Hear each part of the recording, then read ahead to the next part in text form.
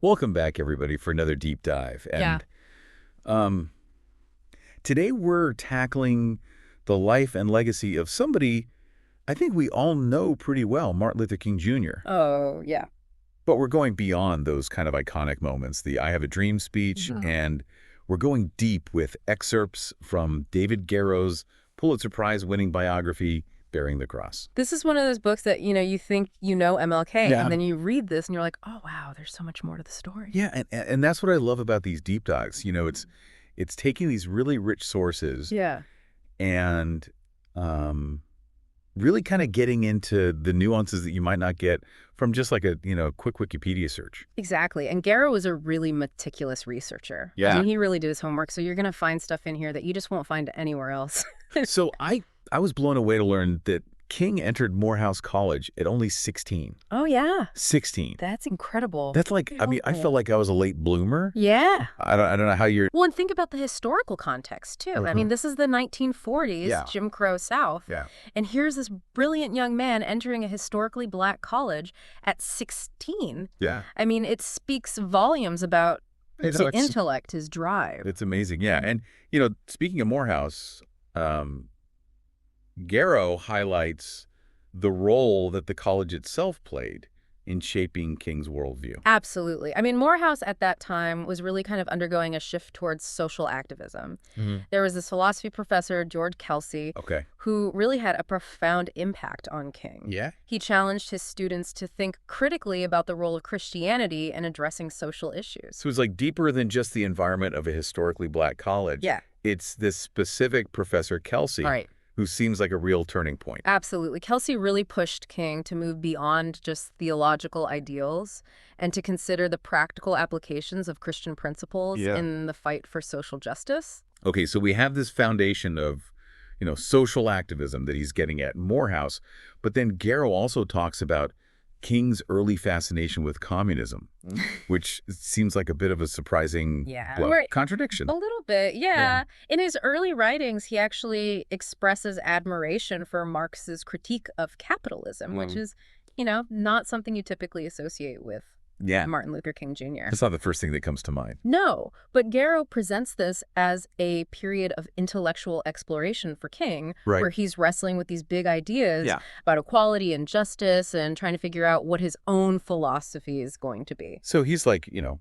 a young guy, He's in college, he's reading all these different thinkers, he's trying to form his own worldview, Yeah. and he's drawn to certain aspects of communist thought. Right. But ultimately, he rejects it, Mm. arguing that its materialistic focus neglects the spiritual dimension of human existence. Okay, so he's like taking bits and pieces Yeah. and forming his own thing. He's synthesizing these different ideas Yeah. and yeah. coming up with something that is uniquely his own. And it sounds like from what you're saying, it's not just this like theoretical thing. No. He's actually really thinking about how these ideas. He's thinking about the practical application of these philosophies. Yeah. Okay. So we see that, these early years he's forming this philosophy, but then he doesn't stay idealistic forever. Yeah. Right. No, not at all. Garrow talks about a pretty major turning point. There's a big shift when he encounters the works of theologian Reinhold Niebuhr. Okay.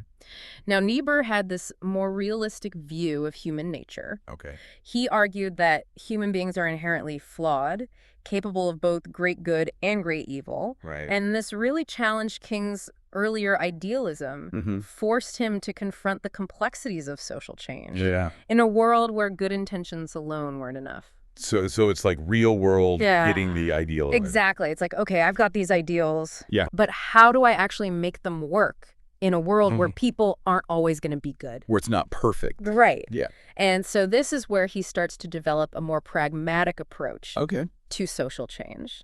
So this is really fascinating. I mean, we're going from this youthful optimism to this more grounded understanding of human nature. Yeah, And it sounds like this is really going to start to shape his later activism. absolutely. It's in these early years that he's laying the intellectual groundwork Yeah. for his approach to social change. And that foundation is really going to be tested during the Montgomery bus boycott. Right. The event that kind of puts him on the map. But, we were talking earlier about King being way more strategic than people realize. Yeah. So I'm curious, how does that play out in Montgomery? Well, everybody knows the story of Rosa Parks refusing to give up her seat Right. on that bus. But what many people don't realize is that the Montgomery Improvement Association, or the MIA, Okay. initially sought a negotiated settlement. Wait, so you're telling me that, like, King, who's known for this direct action, actually starts out trying to negotiate? They tried to work within the system. Wow. Their initial demands were pretty modest. They weren't even demanding full desegregation. Really? No. They were hoping for a system where Black passengers could sit in the back of the bus without having to give up their seats to white riders. Okay. And they wanted Black bus drivers on routes that served predominantly Black neighborhoods. So very practical, like... Very practical, yeah. Let's try to make things a little bit better. Right. Let's see if we can find some common ground. Yeah. But the negotiations stalled. Okay. And that's when King and the MIA made the decision to shift towards a prolonged boycott. So they're like, okay, plan A didn't work. Right. We got to go to plan B. Exactly. Which is much more confrontational. It's a much bigger risk. Right. They're basically saying, we're willing to paralyze the city's transportation system to make our point. Wow. And it works, right? Yeah.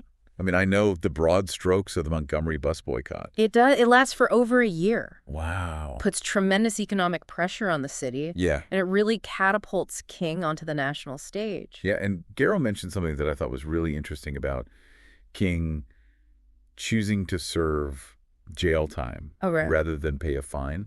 Yeah, he actually could have gotten out of jail because someone anonymously paid his fine. Really? But he was upset about it. He wanted to stay in. He wanted to serve the time because he saw it as an act of defiance, a way to further galvanize support for the movement. That's why, I mean, you think about, like, the optics of that today. Yeah. It's just so different than... It's a different world. It's a different world. But for him, it was about making a statement. Wow. So Montgomery really becomes this launching pad for him. Yeah. For his evolving vision of the civil rights movement. It really does. It's a trial by fire. Yeah. He emerges from this experience as a national leader. Yeah. And he's ready for the next challenge. And that leads to the formation of the SCLC, right? That's right. The Southern Christian Leadership Conference in 1957. Okay. This is where things really start to get interesting. So the SCLC is formed. It's this, major force in the civil rights movement.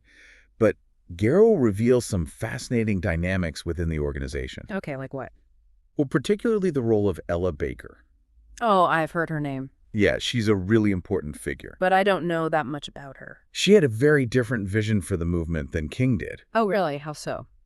Baker believed in a much more decentralized grassroots approach to organizing, empowering local communities to lead the fight for their own liberation. She wasn't as comfortable with King's more top-down leadership style. So there's tension there. There was definitely tension. Yeah. Garrow suggests that this tension ultimately contributed to Baker's decision to leave SCLC. So even within the movement itself, Yeah. there were disagreements about the best strategies. Absolutely. It wasn't a monolithic movement by any means. Yeah. It was a coalition of strong personalities with sometimes competing visions. And that makes sense. I mean, it's a real movement with real people. It's messy. Right. It's complicated. And that's what makes it so interesting. So, so we have these internal dynamics. Yeah. And then on top of that, King's also got to navigate the world of national politics. Right. He's dealing with presidents. Right. He's dealing with Congress. And you were saying earlier that he was surprisingly good at that? Oh, he was a master at it. Okay. Remember that anecdote about JFK's phone call to Coretta King? I think you mentioned it earlier. While MLK was imprisoned in DeKalb County. Remind me, what was the context for that? So King had been arrested during a protest in Georgia. Okay. And John F. Kennedy, who was running for president at the time, saw an opportunity. Okay. He called Coretta to express his concern and offer his support. I see. Now, on the surface, it's a very personal gesture. Right. But it also sends a powerful political message. Right, to Black voters. To Black voters, exactly. Okay. And it worked. I mean, Martin Luther King Sr., who was a staunch Republican, was so moved by Kennedy's gesture that he publicly endorsed Kennedy. Wow. Which swayed a significant portion of Black voters. Okay, so King's imprisonment actually becomes a political asset. It does. Because of Kennedy's savvy. Yeah, Kennedy's smart. And King's, And King's influence. Influence, right? Yeah. Okay, so that's just one example. Yeah. But it sounds like he's really... That's just one example. Shaping the political landscape. He's playing chess while everyone else is playing checkers. And Garrow mentions another meeting with Kennedy. Yeah. Where King actually advises Kennedy. He tells Kennedy straight up Ah. that a dramatic action on civil rights is going to be necessary to convince black voters of his commitment. So he's not afraid to use his influence. No, he's not shy about it. He's not afraid to say what needs to be said. Yeah. And this strategic approach is evident in the campaigns that follow. Okay, so we're talking about the Freedom Rides. The Freedom Rides are St. Augustine. St. Augustine. Right. Selma, all of these campaigns were calculated risks. Okay. Strategic moves to confront segregation and disenfranchisement in different ways. So he's really learning from each campaign. Evolving. Adapting his tactics. Yeah. Building momentum towards broader change. Exactly. The Freedom Rides, for example, challenged segregation in interstate travel, which was a direct confrontation with federal law. Right. The Albany campaign, while not as successful as they had hoped, provided valuable lessons about the need to target the economic and political power structures that upheld segregation. It's not just about changing laws. No. It's about changing, like, the whole system. It's about changing the system. Yeah. And then in St. Augustine, Florida, the movement confronted some of the most brutal violence of the entire civil rights movement. Right. Which led to calls for federal intervention and laid the groundwork for the Selma campaign. And Selma, of course, becomes this pivotal moment in the fight for voting rights. Those images. Those horrific images. The peaceful marchers being attacked by state troopers. Yeah. Broadcast across the world. Yeah. I mean, it was a turning point. Yeah. Public outrage at the violence in Selma, combined with King's strategic use of media and his ability to mobilize a diverse coalition of supporters, ultimately led to the passage of the Voting Rights Act of 1965. So this is where we see King at the height of his influence. Yeah, he's a global figure at this point. Yeah. He's won major legislative victories, but his vision for the movement continues to evolve. Okay, so where does he go from there? He starts to focus more on the systemic issues that perpetuate inequality. Okay. Particularly economic injustice and poverty. So he's broadening the scope. He's connecting racial justice to these broader issues of economic inequality. Okay. He launches initiatives like Operation Breadbasket, which focused on economic empowerment for Black communities. Right. And he organizes the Poor People's Campaign, which was a bold attempt to address poverty on a national scale. So he's recognizing that true equality requires a multifaceted approach. Absolutely. It's not just about racial discrimination. It's about all of these interlocking systems of oppression that keep people marginalized. But this expanded vision wasn't without its challenges, right? No, not at all. What kind of pushback did he face? Well, he faced opposition from some within the movement who felt like he was moving too quickly or too radically, and his increasingly vocal opposition to the Vietnam War alienated some of his allies and drew the ire of the FBI. So he's becoming more controversial? Yeah, he's a threat to the status quo. As his vision expands? And Garrow also reveals that King was grappling with some internal struggles during this period as well. Oh, yeah. I mean, it's easy to forget that behind the icon, there's a man. There's a human being. Facing immense pressure and personal challenges. The constant pressure of leadership. Yeah. The FBI surveillance. The threats against his life. Yeah. The weight of the movement on his shoulders. Yeah. It all took a toll. Yeah. What specific details does Garrow share about that?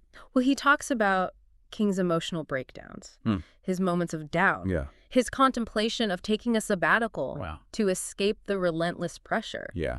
There's a particularly poignant anecdote about King's late-night visit to the Scripto plant during a strike. I don't think I've heard that one. So King felt a strong sense of solidarity with the striking workers, and he decided to visit them in the middle of the night. This wasn't a planned event or a photo op.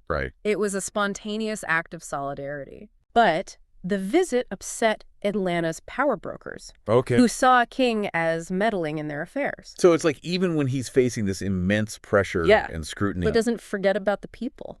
He never loses sight of the human element. Right. The importance of standing with those who are marginalized and oppressed. That's what makes him such a remarkable figure. Yeah. He was a complex figure, a brilliant strategist, a charismatic leader. Yeah.